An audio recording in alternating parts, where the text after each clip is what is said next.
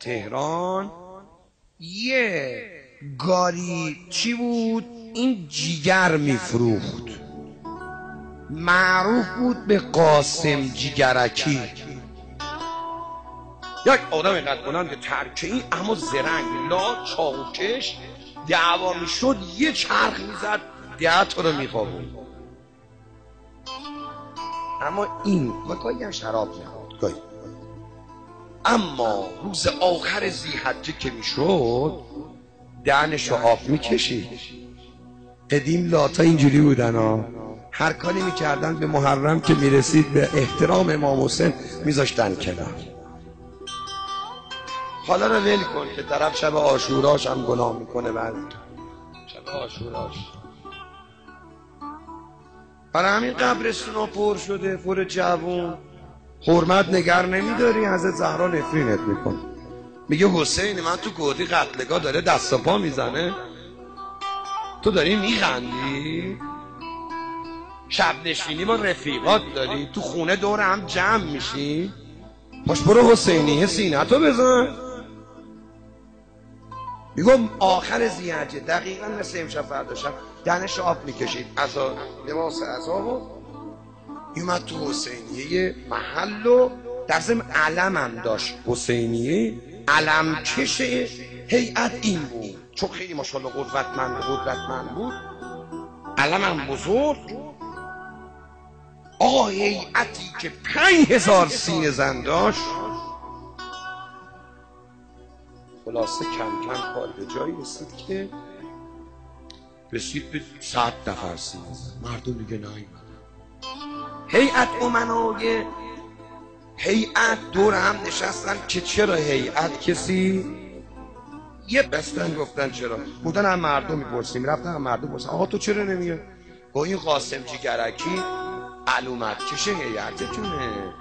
خب وقتی یه هیئت راه میفته اولین کسی که مردم میبیننش کیه؟ علامت و علامت کشه دیگه. شرابخوره چاوکش معروف دمه جیگرکی. برو بابا ما نمیام. آقا دیدن همه به خاطر این نمیام، چیکار کنیم؟ یه جوری به قاسم میگیم که امسال محرم نیا دیگه تو حسین.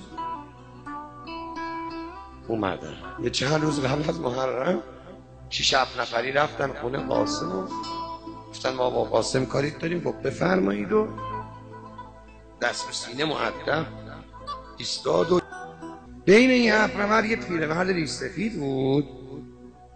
گفت قاسم، گفت بله. گفت ببخشید مزاحمتون شدیم. گفت آقا منت گذاشتید سرمون.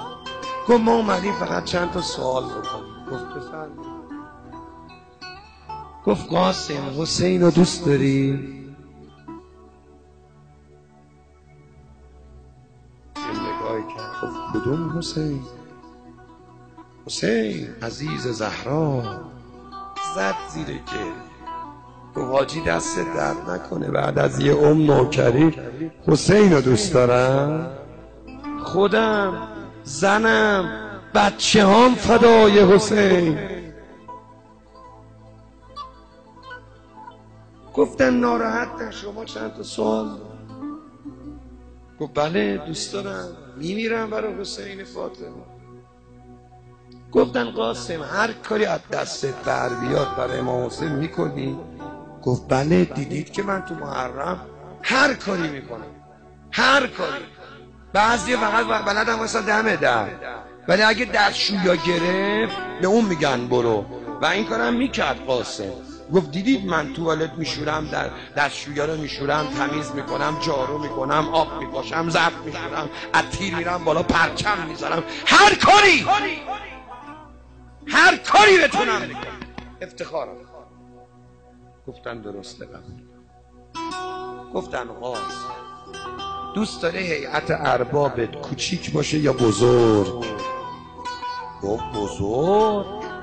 حسین عظمت داره، هیئتش هم باید عظمت داشته باشه. گفتن قاسم یه سوال دیگه. گفتن گفتن اگر کسی باعث بشه هیئت حسین کوچیک بشه وظیفش چیه؟ این شک کرد. گفت ببخشید یعنی چی؟ گفتن که یعنی مثلا مردم نیان هیئت به خاطر یه نفر.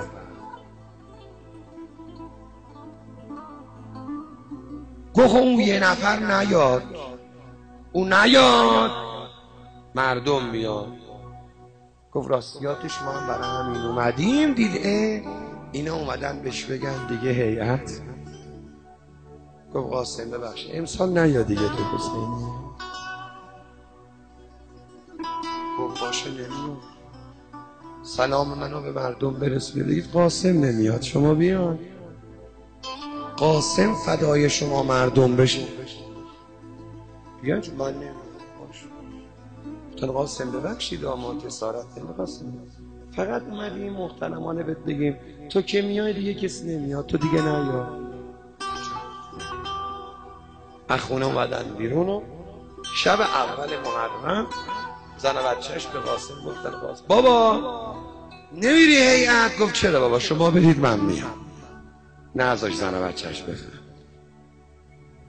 رفت چند تا پارچه مشکی جور کرد چادر زنش و رفت تو زیرزمین خونش، دور تا دور زیرزمین خونش رو مشکی داشت. گفت حسین جان من از حسینیه بیرون کردم. به من گفتن دیگه نیا.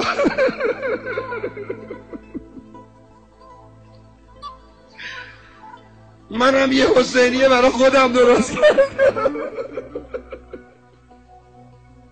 اینجا کسی نیست منو بیرون کنه.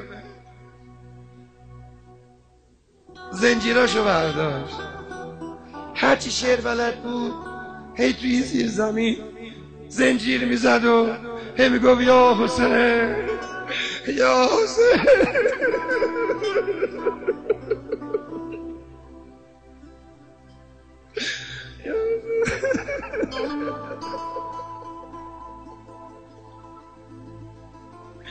این چراغا رو خاموش کنید. امشب بذارید جوونا داد بزنن و گریه کنن. خدمه یه حسینیه هر کی صدا منو میشنوه هر جا هست بشینه رو زمین، همه بشینن، چای ریزا بشینن، هر کی خدمت میکنه توی حسینیه بشینه. امشب میخوام برای سینه زنا و نوکرها و اونا که خدمت میکنن تو حسینیه روزه بخونن. هرچی شعر بلد بود خوب.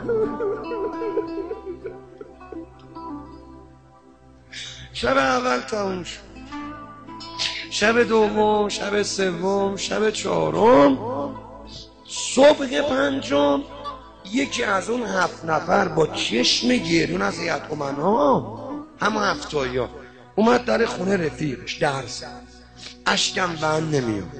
دید اونم داره گریه میکنه. چرا گریه میکنی؟ گفت من دیشب خواب حسین رو دیدم.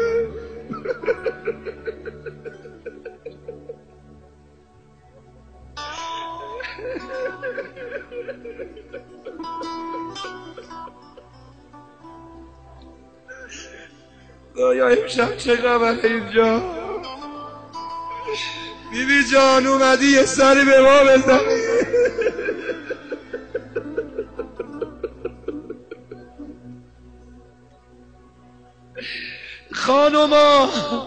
خانوما صدا منو میشنوی؟ امشب اگر یه خانم پهلو شکسته رو دیدی بگو خوش اومدی. امشب مادرش اومده ببینه کی برای حسین افتاره گریه.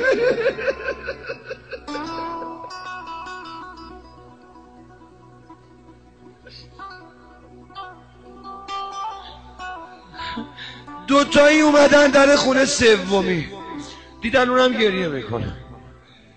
آقا 7 جمع شده. چرا گریه میکنی؟ همه خواب حسین دیدن، همه یه خواب دیدن.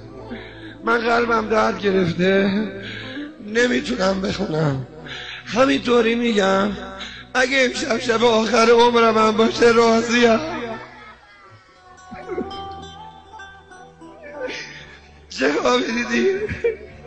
امام حسین فرموده بود شما چیکاره بودید به یکی بگید بیا، به یکی بگید بیا.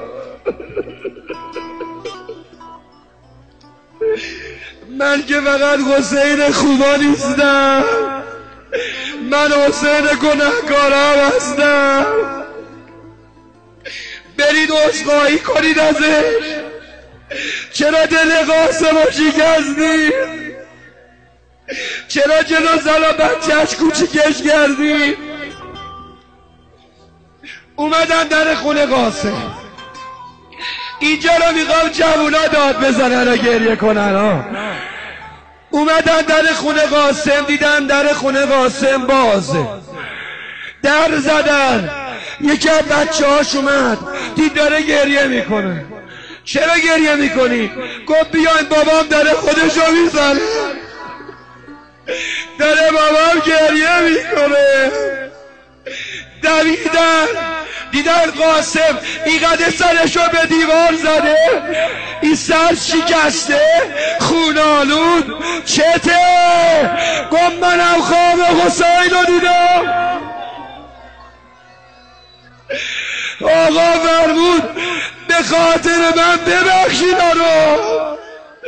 اما قاسم تو که منو دوست داری، تو که 2 ماه عزاداری میکنی، چرا چاقو کشی میکنی؟ چرا شراب خوری میکنی؟ چرا آبرو منو میبری؟ قاسم میگه تو عالم رویا گفتم آقا من نمیدونستم آبرو ریزتم، حالا که ناراحتت کردم میخوام روز عاشورا بمیرم. حسین برا آوردن قاسمو.